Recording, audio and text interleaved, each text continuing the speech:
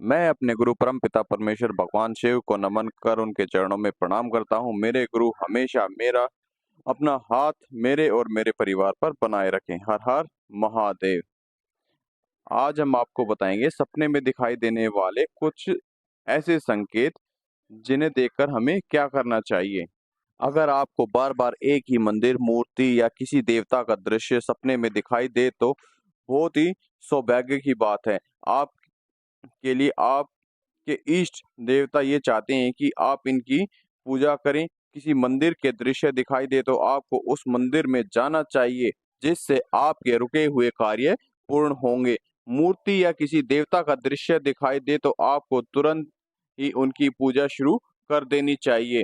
कोई अच्छा सा मुहूर्त देख करके आपको उनकी पूजा शुरू कर देनी चाहिए। इससे आपका भौतिक जीवन एकदम से ही बदलने लगेगा। आप आध्यात्म जीवन से जुड़ने लगेंगे। आप अपना अगला पिछला भूत भविष्य भी आप इससे देख सकते हैं। इससे आपके देवता, आपके इष्ट आप पर इतने मेहरबान हो जाते हैं कि वो आपको हर प्रकार की समस्याओं से पहले ही आगाह कर देते हैं, पहले ही सचेत कर देते हैं और आपको उन समस्याओं का निवारण भी आपको प्रदान करते हैं। हमारा दूसरा पॉइंट ये है, जब आपको अपने इष्ट के दर्शन बार बार हो रहे हैं तो आपके इष्ट ये चाहते हैं कि आप उनकी सुबह नित उठकर ब्रह्म मुहूर्त में उनकी पूजा करें। आपके इष्ट इस जन्म में ही आपके इष्ट नहीं होते, अभी तो ये आपके पिछले जन्म जन्मांतर से ही आपके इष्ट होते हैं। आप चाहे कितने भी जन्म लो, आपके इष्ट यही रहेंगे। ये चाहते हैं कि आप इनके पिछले जन्म की तरह इस जन्म में भी उनकी पूजा भक्ति करो। ऐसा करने से आपके पिछले जन्म के पुण्य भी आपको प्राप्त हो जाते हैं। ये सब आपके इष्ट के द्वारा संभव हो सकता है। इसलिए आपको अपने इष्ट की पूजा जरूर करनी चाहिए। हर व्यक्ति का अलग अलग इष्ट होता है। जैसे मैं उदाहरण के लिए बताऊं, एक परिवार में अगर 7 सदस्य हैं तो उन सातों सदस्यों का अलग अलग इष्ट ही होगा। ये नहीं है कि उन सभी का एक ही इष्ट हो, किंतु कुल देवी देवता उन सभी का एक ही होता है, पर उन सभी का इष्ट अलग अलग ही होता है। उन्हें अपने इष्ट की पूजा नित्य उठकर करनी चाहिए।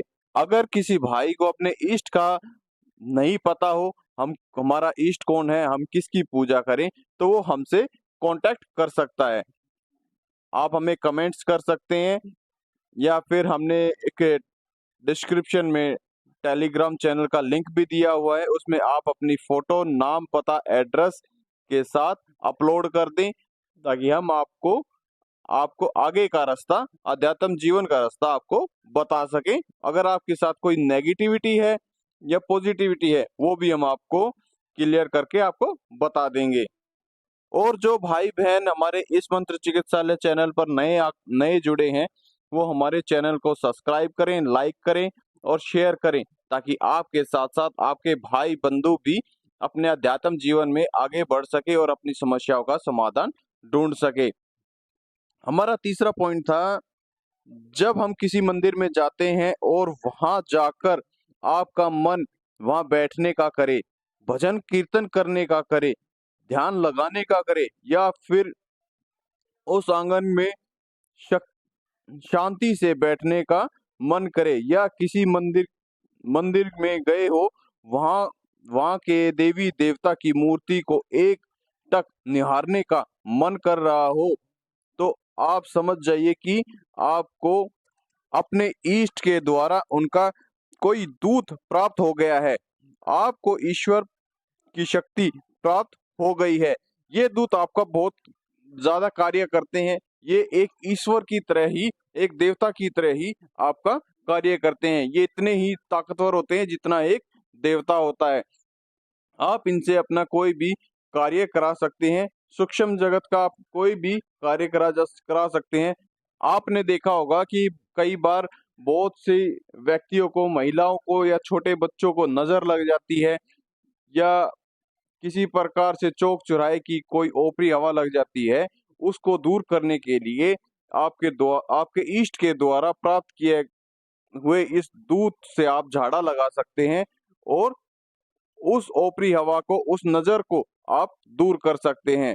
हमारा चौथा पॉइंट है, अगर आपने कोई झूठ बोली हो या फिर किसी से धोखाधड़ी की हो या किसी व्यक्ति का मन दुखाया हो, चाहे कारण कोई भी रहा हो सकता है आपने पैसों के लिए झूठ बोला हो या किसी प्रॉपर्टी के लिए धोखाधड़ी की हो, किसी को अपशब्द बोले हो, उसका मन दुखाया हो, इसके बाद आप अपने घर आ जाते हैं, वहां वहां से चले जाते हैं और आपका मन भारी हो जाता है।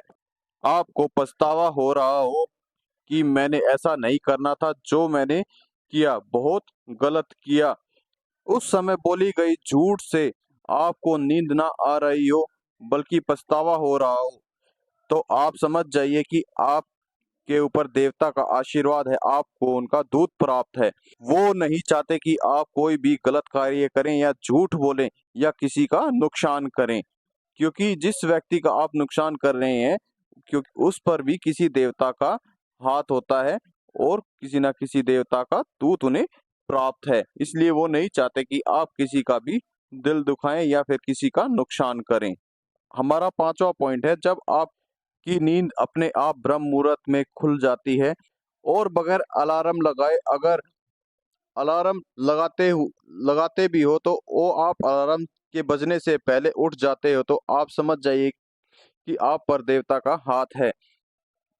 ब्रह्म मुहूर्त में देवता धरती पर विचरण करते हैं, घूमते हैं। जब आप ब्रह्म मुहूर्त में उठ कर पूजा करते हैं तो देवता आप पर मेहरबान होकर आपकी भक्ति से प्रसन्न होकर आपको मन चाहा आशीर्वाद प्रदान करते हैं, आपको एक ऐसा दूत प्रदान करते हैं जिससे आप अपना कार्य, अपने सूक्ष्म जगत के कार्य उनसे करा सकते हैं। ऐसे बहुत सारे पॉइंट्स हैं जिनके द्वारा हमें पता लग सकता है कि हमें देवता का दूत प्रदान है या नहीं है। और बाकी आप हमसे जुड़े रहिए, हम आपको अध्यात्म जगत के बारे में आपको ज्ञान देते रहेंगे, जानकारी देते रहेंगे, और आपकी समझ में आ गया होगा कि हमें सपने में दिखाई देने वाले संकेत से हमें क्या लाभ होता है, क्या हानि होती है और हमें दूत किस प्रकार प्राप्त होते हैं। अब हम चलते हैं। हर हर महादेव। मेरे बालाजी महाराज आप सभी का उद्धार करें। जय श्री राम।